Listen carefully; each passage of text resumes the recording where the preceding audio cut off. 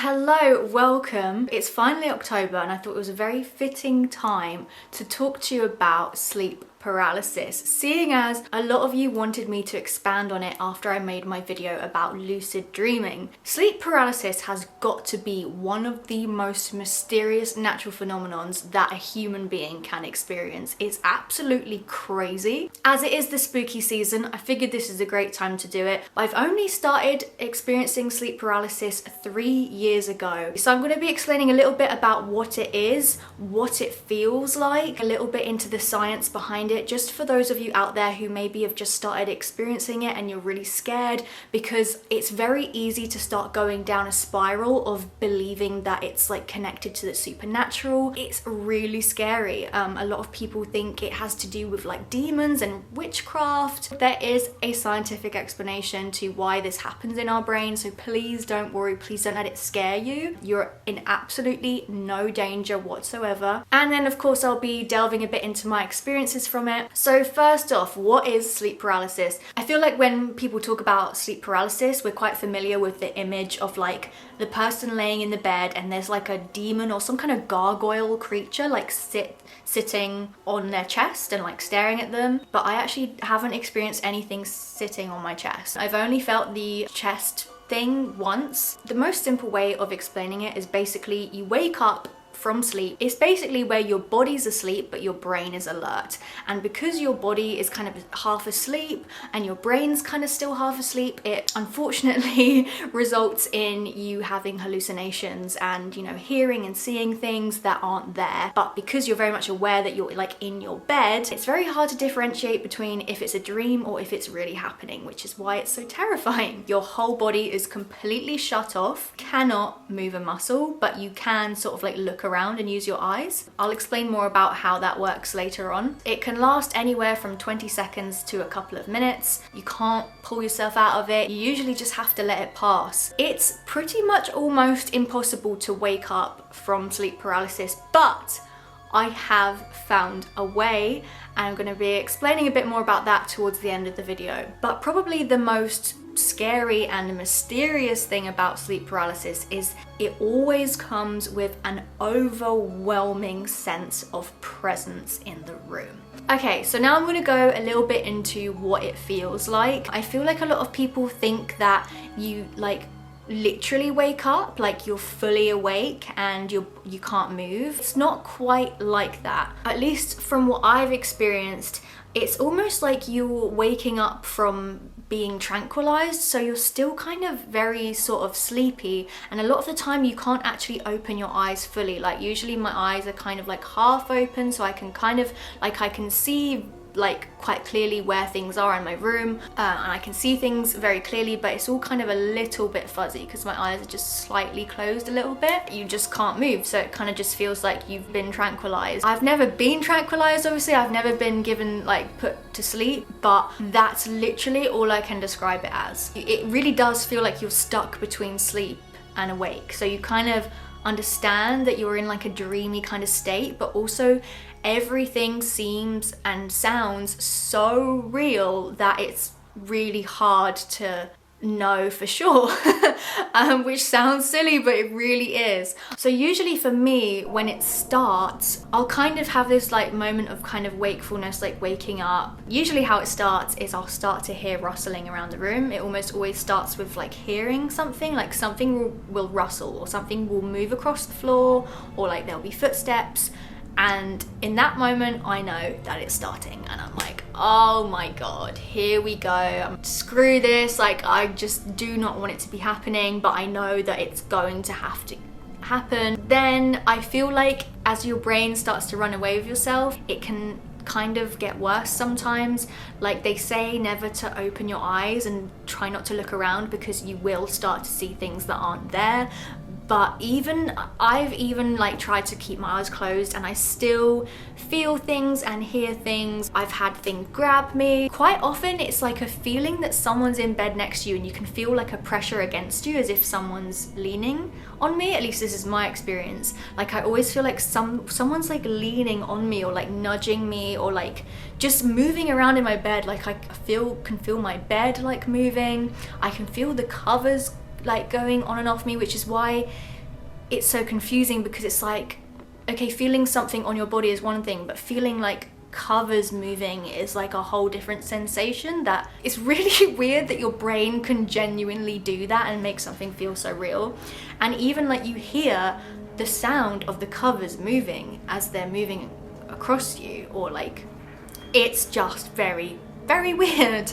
I've had things sort of like poke me, like my most recent one, if someone's like laid here, right, it was like someone was just like that, prodded you, and then prodded you there, and then prodded you there, and it was like a pressure, like something was kind of almost like an animal was like just walking across you. And quite often I hear sort of like voices, so I can hear either like a conversation going on in my room, or quite often I don't actually know what they're saying, but you can hear like voices.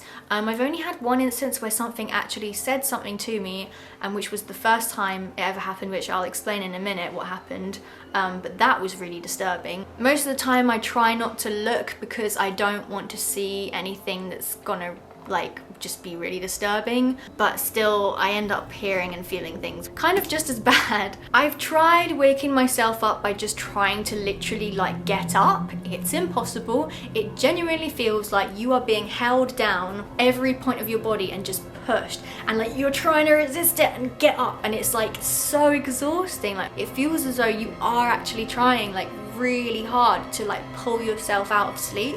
I've tried shouting, but often that doesn't work. Sometimes you'll try and shout and like nothing comes out of your mouth. And one of the most worrying things about it is a lot of people think and feel like they're seeing demons or some kind of supernatural spirit or some kind of evil, or like aliens or witches. And throughout history, that is what people used to think that they were seeing, which is not the case. Please do not worry, do not panic. You are not being haunted by the supernatural. And it may seem silly that I'm saying this, but it is a real fear that people have, and it's certainly a fear that I had when it was at its worst. I wish that I could have spoke to someone who was having sleep paralysis that could have just told me like, it's gonna be okay, like you're not being followed by any kind of evil. There is no treatment for it. However, there are kind of preventative measures that you can take and help it not happen, which I'll talk about more at the end. Here is a little bit of a scientific explanation for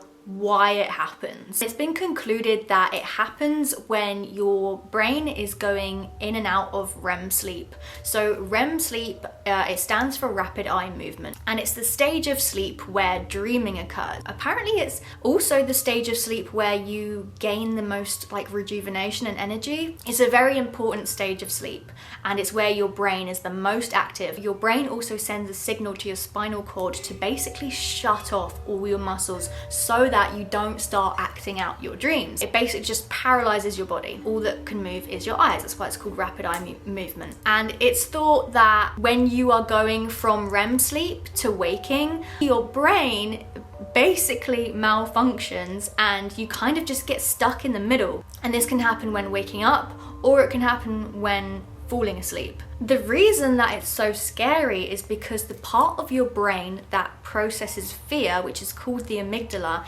is actually very active during REM sleep. That's why there is such an intense amount of fear during sleep paralysis, because it's this like one fear processing part of the brain that is like totally active. So that explains why we see such horrible things. So the first time I experienced it, it was very weird and random, because at this point in my life I was actually really quite happy. I had just graduated from university and I was actually in my grandparents' house. I was visiting them for the week, and my grandparents' house is such a place of love and happiness. I've never had any bad feelings there, like no bad vibes at all in this house. Always so happy when I'm there, like I was having a really nice time with my grandparents. So it was so bizarre that my first experience, which was really, really disturbing, happened at my grandparents' house. I was in the room that I used to stay in when I was a little girl, which no bad things attached to that room at all. I will put in a little bit of a trigger warning for what I heard, but nothing actually happened to me. So I kind of woke up in this sleep paralysis state, and because I was very familiar with lucid dreaming, like I was kind of familiar of the kind of feeling of being aware that you're kind of asleep and dreaming, but also aware that you're in bed. So I was familiar with that feeling, but I could see the door open, and the door was to the right, and I saw the light flood in, and the door opened, and there was like a figure in the doorway. And it was like a woman. I knew it wasn't my grandparents though, like it was very, very definitely like something else. And it wasn't really too scary, like it kind of went away after a while, and then it was all dark again. I felt very strongly that something was walking towards the side of my bed. From what I remember, it was all pitch black. I think I had my eyes closed because I was probably quite scared, but it was definitely a male presence, and it was definitely not a friendly one, and it stood right by my bed, and I remember feeling very worried that this thing was gonna hurt me. Okay, I'm just cutting in because I've had to quickly refilm this part, but yeah, so basically I heard this voice, like a very deep and creepy voice, as though like kind of like pervy and creepy. Yeah, so this voice basically said, "That's a very pretty dress you've got on." And I basically had this overwhelming feeling that I was about to be raped. I have never wanted to get out of a situation as much as I wanted to get out of that situation. Like I truly was like, nope, this is not happening. This is not happening. No way. My whole body like tensed up. I was so freaking scared and so panicked that I started hyperventilating, like literally breathing like my heart was going. If I've had bad dreams in the past, like I've tried to will myself to wake up, where I just shout, wake up, wake up, wake up. But I'd never experienced this experience before where it felt so real, and I was very aware that I was laying in my bed. I basically just started shouting, wake up, but it was kind of like that feeling where you're shouting but nothing's coming out. And eventually I woke up startled, shouting, wake up. Immediately everything stopped, everything was back to normal. And I ended up probably having a really nice day and like enjoying the rest of my time with my grandparents, but definitely it was a little bit disturbing for me that morning, but that was the first time I ever experienced sleep paralysis. So trigger warning over. So after this, I would have it on and off, like it was kind of quite rare. One time I was sleeping at my boyfriend's house. We'd only been together for like maybe 6 months. We were falling asleep, and I guess I kind of woke up having sleep paralysis, was very much aware of my surroundings. Like I was very much aware I was at my boyfriend's house, in my boyfriend's bed, like everything was where it should be. So I knew that it wasn't like a dream, but also I knew that I was like kind of asleep. And something was at the window opened, and whatever it was came very fast towards us, like it was about to kill us. And so I woke up with a scream because I was just so startled that like it woke me up. Screamed. My boyfriend woke up, he was like, what the heck? I was like, sorry, I thought something just came in the window. And he was like, what? I was like, I thought something was about to kill us from the window. And he was like, what are you talking about? And I was like, oh, and then I had to explain to him that I sometimes get sleep paralysis. So that was that time. The very worst like period of sleep paralysis that I had was actually in 2020. It was actually this time in 2020 I went to Italy, and I was at a really bad place in my head, like mentally, just really weird place in my head. I had a lot of things going on, like emotionally, and a lot of like things changing in my life, and just not in a great place in my head at all. I was staying in this really freaking creepy house all on my own.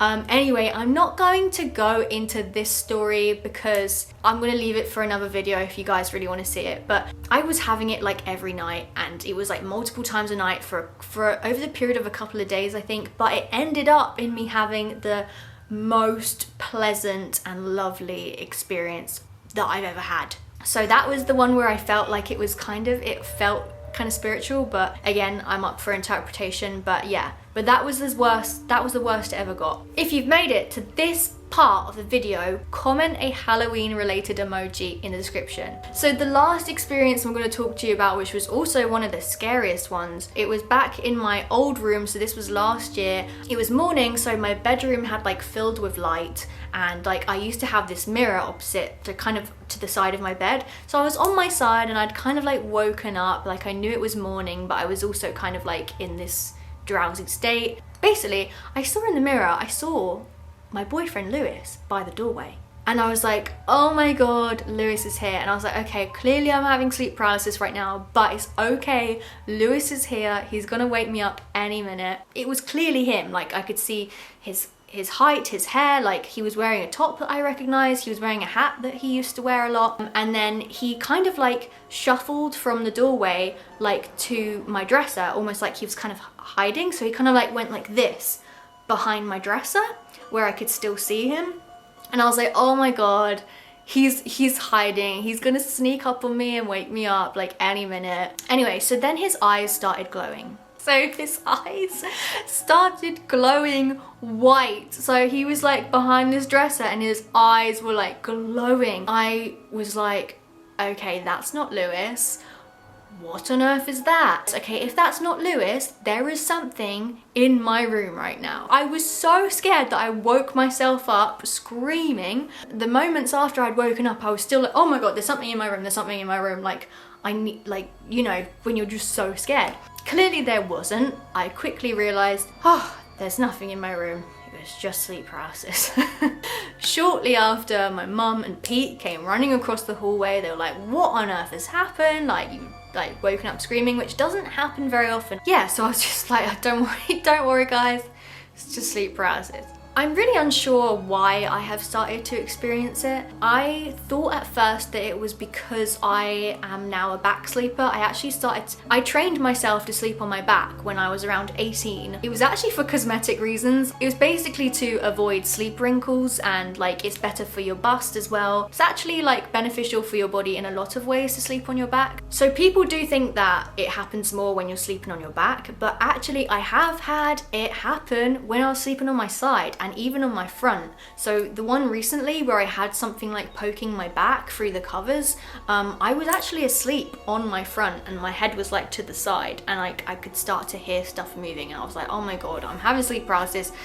Why is this happening? I think that it's possibly for me kind of connected with mental health, or maybe just being too much in my head about a lot of things. I'm quite a deep thinker. I'm quite often thinking very deeply into things. I almost like think myself into like other realms, always question everything. Quite often my sleep paralysis would like merge with a lucid dream, so it would like go in and out of being in my bed to like me being somewhere else, or like getting up, kind of going in and out of lucid dreaming. I would like get up and go around my room and be like, come on, like come out then, like where are you, like show yourself. And quite often things do come out. Obviously it's all in my head, and I was very disappointed when I woke up that nothing was actually showing itself. But one time like I saw myself come through the doorway, but it was like a weird like creepy version of myself. That was very weird. That was quite recently, and that was only for like a fleeting couple of moments, and then I woke up. So yeah, that was weird. So how have I learned to wake myself up from it? Well, I actually learnt this from the first time I ever had sleep paralysis. Remember how I was explaining how I started hyperventilating? The hyperventilating is the only thing that I can do that doesn't involve moving that can wake me up. When you breathe in a dream or you breathe in your sleep paralysis, you're actually breathing in real life. Your body has to keep breathing in it even when you're asleep. What I found was that if you hyperventilate, you can increase your heart rate. And when your heart rate increases to a certain amount, your body will naturally wake up, because your heart rate isn't meant to be going fast when you're asleep. This is why we commonly wake up from really bad nightmares right at the really scary bit, because we've gotten so scared that our heart rate has started going so fast that our body's like, okay, we're definitely not sleeping right now because our heart rate's like this. That's what wakes you up. And usually this is all done through my nose. For some reason I can't breathe through my mouth when I'm having sleep sleep paralysis, it's basically just breathing really hard and really fast. It can be quite tiring. It can also make you quite lightheaded, so quite exhausting to do. But if you're able to keep it up, you can wake yourself up. So this is basically a little example. So this might be a bit weird, but I'm going to try and do it now.